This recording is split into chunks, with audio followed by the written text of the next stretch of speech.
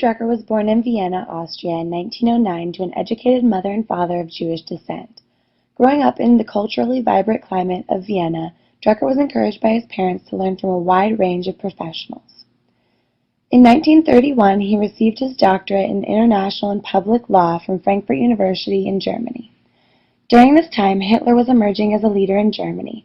Drucker was able to recognize the danger in centralized power as exemplified by Nazi Germany, which ultimately laid the foundation for his perspective on modern management. He moved to London in 1933 to escape Hitler's wrath. While in London, he married Doris Schmitz and they moved to the United States in 1937.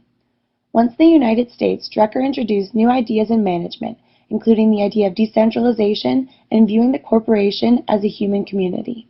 He also argued that the substance of a leader was far more important than their charisma. His development of new concepts and ability to foresee future impediments to business is what made him arguably the inventor of modern management. Drucker was a professor teaching at several prominent universities before joining Claremont Graduate School in 1971. In 1987, the university named their management school the Peter F. Drucker School of Management in his honor. Drucker was also a talented writer, writing 39 books in his lifetime. In addition, Drucker was a consultant for many large organizations, including General Motors and General Electric.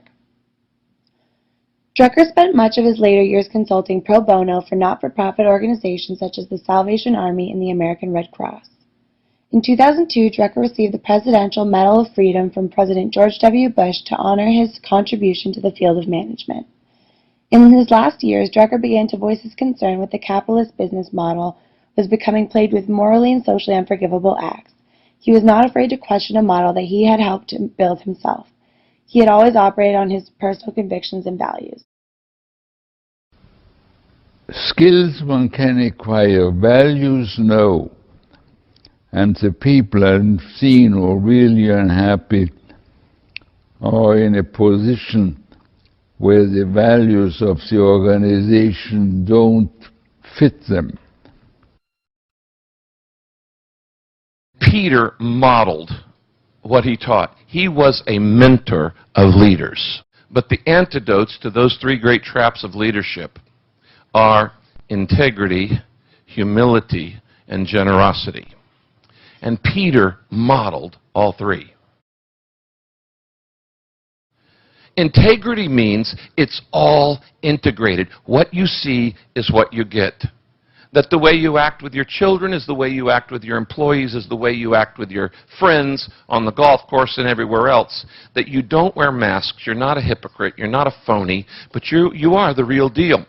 When leaders lack integrity, it affects the entire business.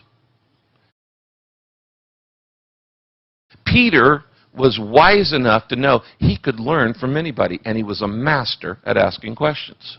And I said, I know the secret of this man's greatness. He is humble enough to know everybody is ignorant on different subjects. Peter's life was a life of wholeness. He was the most Renaissance man I've ever met. I think the greatest tribute we can give to Peter tonight as we honor him on his 100th birthday is to say, may we do the same thing. Whatever you have been given, you need to pass it on.